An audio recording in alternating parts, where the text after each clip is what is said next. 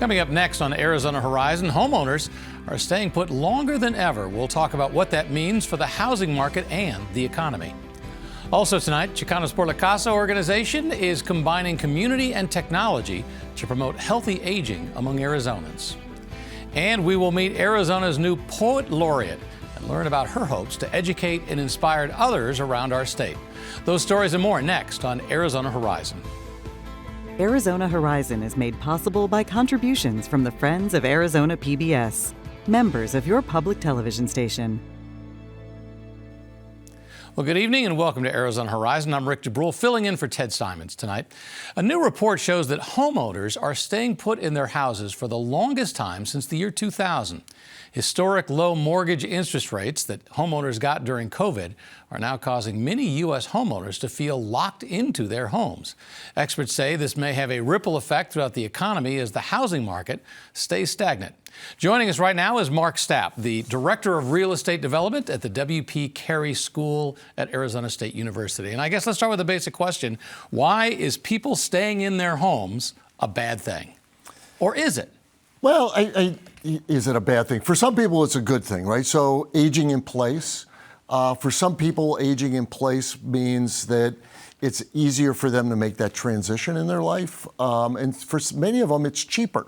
And it may be cheaper because they've paid their mortgage off, or they have a mortgage, as you mentioned, the low interest rate on it. And so the alternative to them is more expensive. So if they can stay, maybe they want to, they stay in their social network.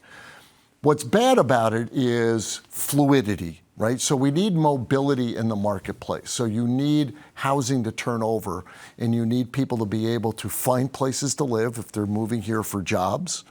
You need people to be able to move from one type of housing to another type of housing. And when it starts to lock up, you lose that mobility, both the intra and interurban mobility. And then that causes problems and lack of supply. So lack of available supply, that means prices get pushed up. When they get pushed up, the trade-off of selling and moving gets even more difficult for you. So it seems to me there's three elements to this problem. One is low interest rates, the fact that people, they don't want to go out and find those houses that are going to cost them more. Two, a higher interest rates for somebody who's saying, I don't really want to move right now because I don't want to get that higher interest rate. And then you have the infamous baby boomers who just aren't leaving their homes. Is there any potential movement in any of those three areas? You know, not at the moment. There's not a lot. And some of it is, if I'm going to move out of my house that I've lived in and raised my family in, I'm going to go move to something that's maybe more suitable for my current lifestyle. And a lot of times it's the quintessential downsizing. So downsizing means you got to go find housing that fits your criteria in a place that you don't feel as though you've been pulled out of your social network. You can afford, you're not just trading dollars, and it exists. That product doesn't exist in substantial numbers in this market, right? So we call it the missing middle, townhomes, patio homes, condominiums, things like that. And we just have never built a lot of it in this market. We've been one extreme or the other, apartments or single family homes. That has historically been what we've developed here. As we're maturing, we're seeing the need for densification, and densification means having to build more of that kind of product. But it comes with policy issues, comes with political issues. It's hard to do. Density has been a bad word in some cities. Oh my gosh, yes, right? The feeling that density is going to cause problems like more traffic, you're going to have people in your neighborhood that you don't know and you don't like, or they may be evil. There's a lot of misnomer about density, unfortunately. But some of the greatest places in the world that we love to go visit are very dense. So let's talk about Phoenix versus the other places in the country, because I mean, I hear this is a national problem. Yes. How is Phoenix the same or different than the rest of the country in this area? I think one of the things that makes Phoenix different is our age, right? Where we are in our maturation as a metropolitan area. So we really didn't start to evolve much until the 1950s. So we don't have a historic building infrastructure, and we don't have a lot of the housing. We've built it when we needed it. And so we're maturing. We're changing as we mature and reach limits to some of our development, and that is also causing pressure to create density. You can only push out so far to the edges, right, and still be able to commute reasonably to work and or have the kind of lifestyle you want. Not everybody wants to live on the edge, right? So it's about these matching lifestyle, housing availability, housing type, housing affordability. And we're figuring that out as a metropolitan area. Because in the past, we just built our way out of the problem, correct? We did. Right? We had plenty of room. We just built another house, solved that problem. Right. We just had this just relatively flat urban landscape. And it was easy to attach one piece of pipe to the other piece of pipe and keep going. We've run up against the limits to that pattern. Is the only solution, going back to the mobility issue, is the only solution going to be lower interest rates? Because, I mean, some could argue that the interest rates we saw over the last 6 years or so were almost artificial. You know, the fact that they were historically low, and you could argue might not ever reach that level again, and yet you've got to get people to wrap their minds around that. But is lowering interest rates a solution to this problem? It's going to help. So I think, in my opinion, we have to have mortgage interest rates down around 5% to really loosen this whole thing up. And it makes the trade-off of, I have this house, it's too big, the maintenance is high, but I don't want to trade off a much higher mortgage payment. So that's part of it. I think the other is wages have to rise in line with the rising price of homes. Homes continue to rise. They're just rising at a slower pace than they were, but they're not going down. Are we seeing, people are always talking about, especially people who are relatively new to the housing market, saw the collapse in 2008, not realizing that type of thing hadn't happened in a long time. Right. Are we seeing prices start to ease off enough that might make up for the lack of interest rates? No. and the reason for that is we're not adding a lot of new supply. The ability to add the new supply has been greatly constrained, and because we underbuilt, the reaction to the Great Recession was underbuilding to such a degree that we were left with a really huge deficit that's very hard to make up. And so it's more expensive. So financing for home builders, finding available land that's affordable, the construction of infrastructure is very expensive. You start adding these things together, it's hard to add new inventory. So in your role at the W.P. Carey School, you're looking at all these factors. I'm going to ask you to look into the Mark Stapp crystal ball. How long are we going to be in this situation? Is this a 2-year, 5-year, 10-year stagnation? It's more likely the 5 to 10 year than it is the 2 to 5, simply because the factors that affect the marketplace are such that they're not going to change radically. So land, labor, and capital. We're doing things that are making labor much more expensive and much more difficult and short. You're doing things that raise construction prices, tariffs, things of that nature don't help. Pricing has eased a little bit, but not enough. And then land and finding the available land that's cheap enough. And briefly, is there a legislative way out of this, or is this just going to be an economy as it moves and drifts the way it traditionally has? So legislative changes, there's a lot that's in the process, both at local jurisdictional level and on state level, and some on a federal level. There's no substitute for interest rates coming down, but those are affected by public policy as well, right? So there's no single right answer. There's no single silver bullet. You got to change the incentives, and you have to change the ability to build more housing. All right. In other words, stay tuned. We'll see where it's all going to go. Mark Stapp, thank you very much for being here. We appreciate your time. My pleasure. Next time. Was it a quarrel or an execution? When Inspector Sullivan investigates a murder, This is the work of George Kavanagh. he's framed. None of that is mine. I have been instructed to arrest you. The world turned upside down. Father Brown. Saturday night at 7 on Arizona PBS. Next time on Death in Paradise, a man is murdered after his expedition strikes it rich. Santa Ana Silva. Do you mean like actual treasure? The victim identified his killer with a final phone call. What more do you want? Find out on Death in Paradise. Saturday night at 8 on Arizona PBS. I like to think that at Arizona Horizon we are unique in the way that we present information, public policy, sometimes news, these sorts of things, because we have conversations. And I don't want conversations, that human interaction, to go out of style. And I hope with Arizona Horizon it never goes out of style. Arizona Horizon needs your support. Donate now and double the impact of your gift thanks to the James and Barbara Ratcliffe Charitable Fund Challenge. Thank you. Murder? I assumed the police were called. I hear you're in the business of solving crimes. Well, someone was unhappy enough to truss her up in a straitjacket, shove 4 daggers into her and toss in a python for good measure. Cause of death, asphyxiation. Overkill. To send a message, a warning. Good people, the best of people, can still be compromised. Saturday night at 9 on Arizona PBS. Chicanos por la Casa is working to promote healthy aging among Arizonans. The nonprofit organization has a healthy aging program that's open to the public, and it aims to help seniors and find better access to both community and technology.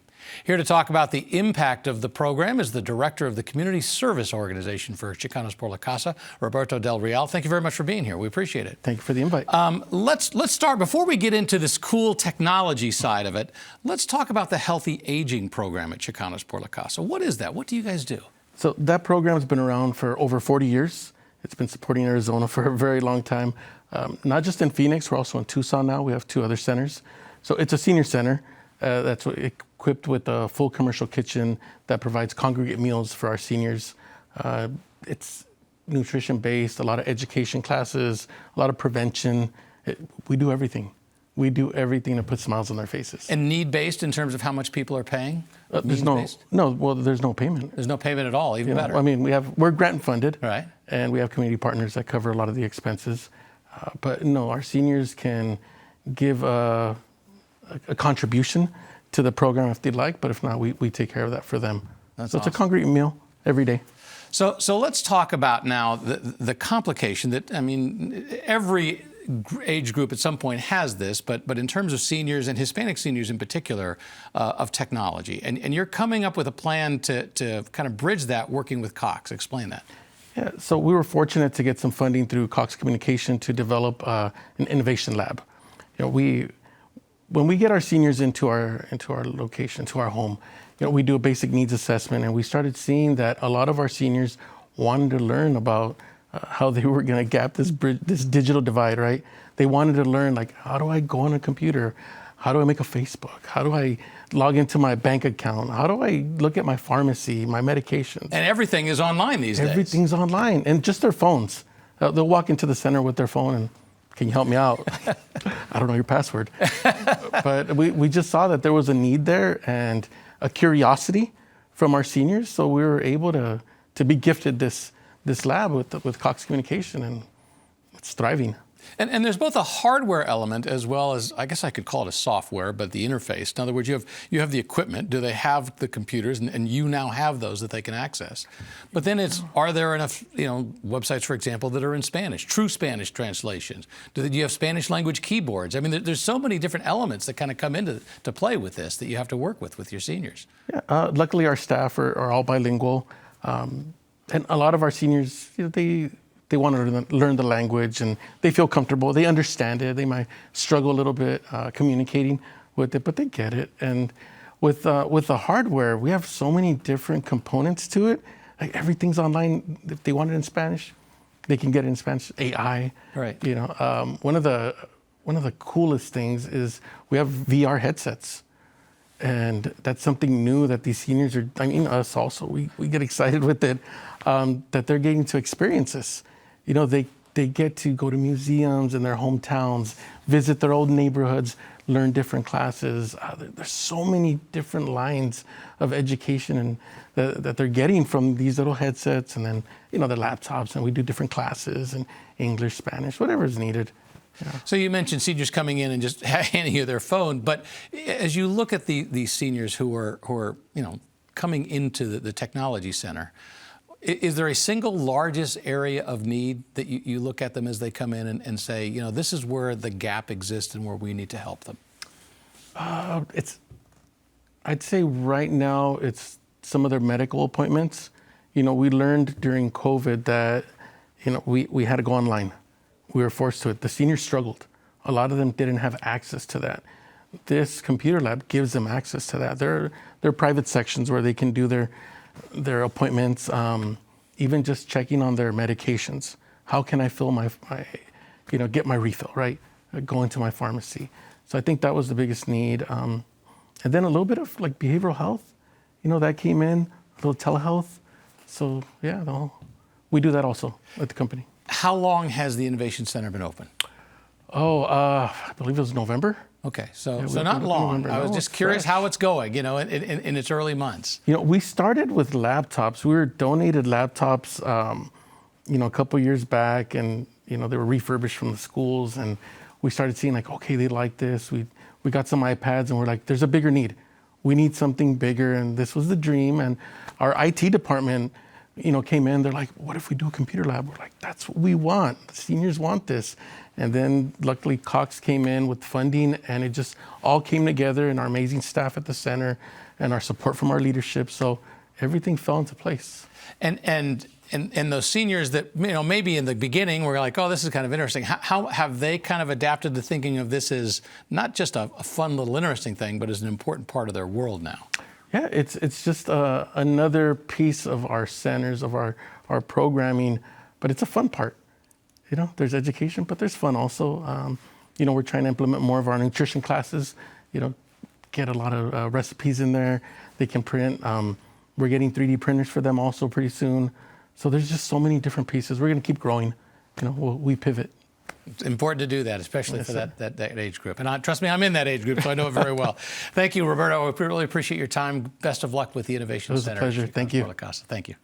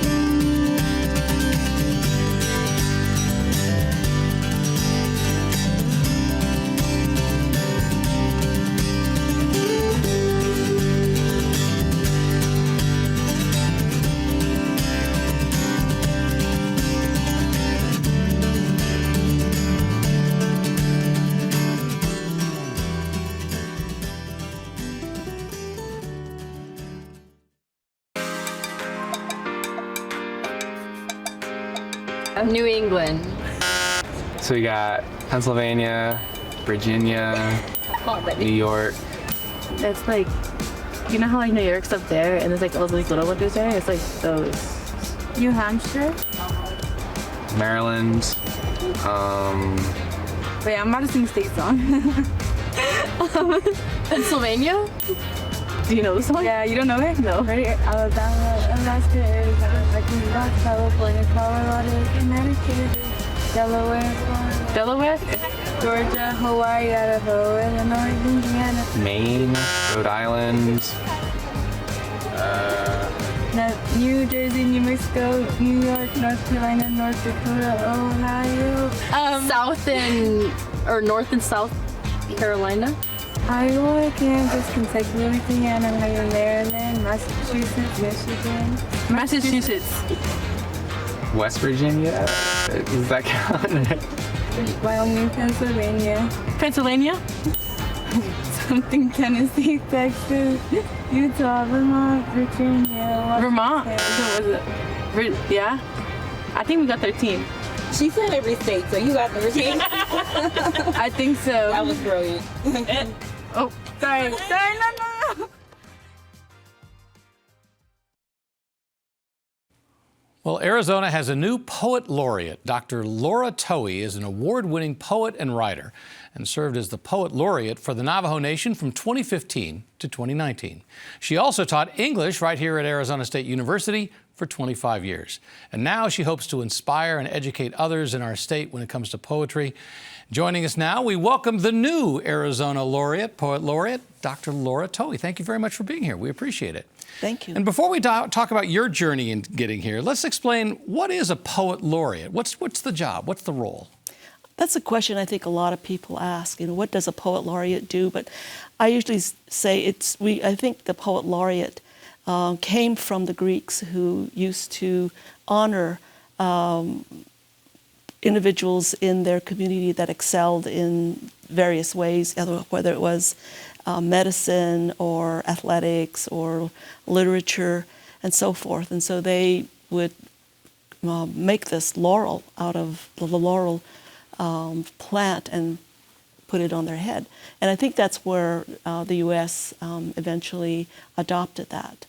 And so the poet laureate does various things. I think it varies by state. Since I'm representing Arizona, what I am interested in doing is working with the communities that are rural and small. I grew up one in myself on the Navajo Nation at Crystal, New Mexico.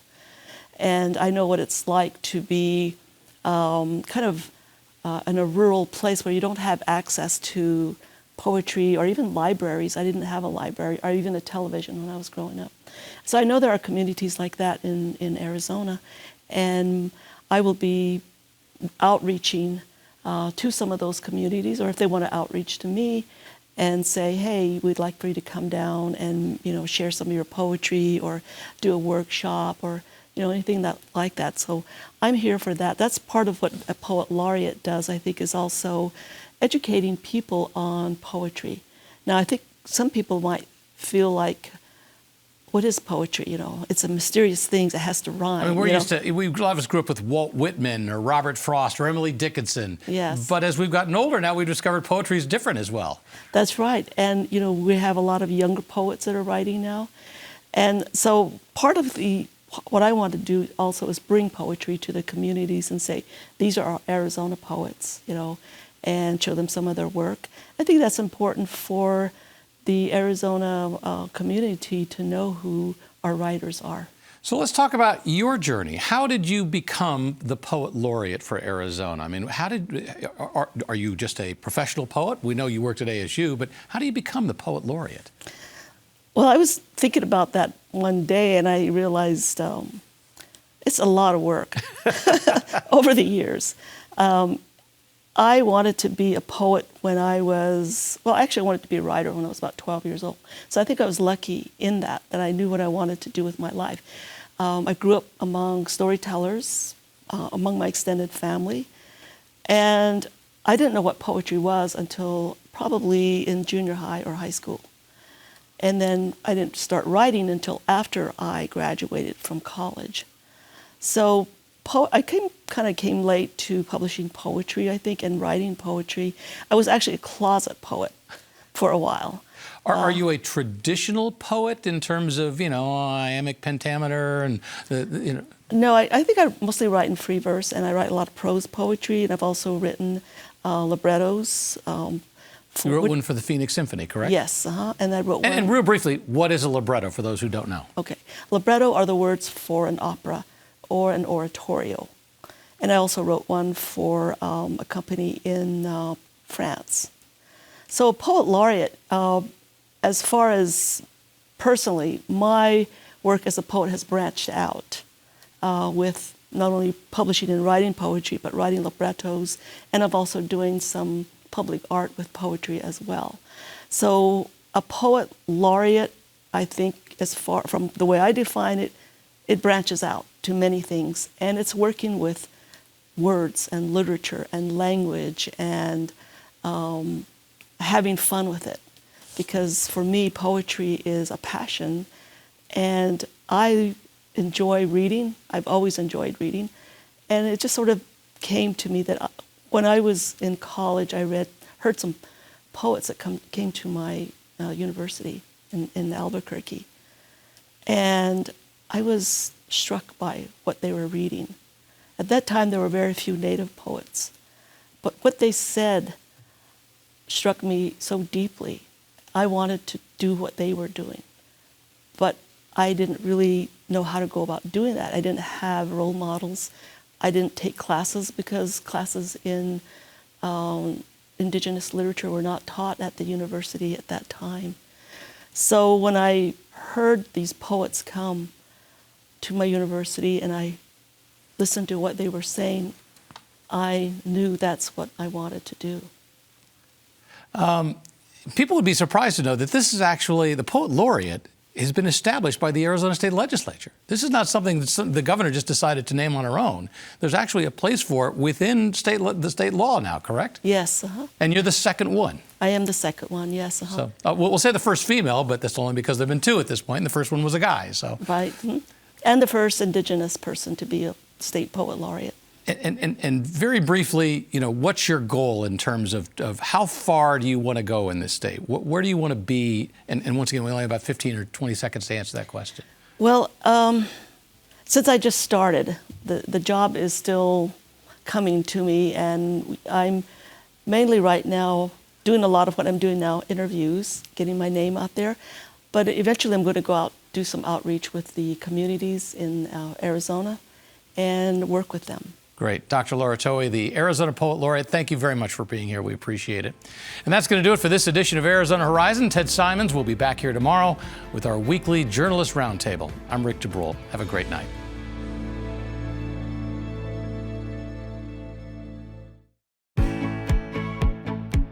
Arizona PBS is made possible by the generous donations of our members, including gifts of real estate, like personal residences or vacation homes, income-producing properties such as rental homes or commercial real estate, or undeveloped land.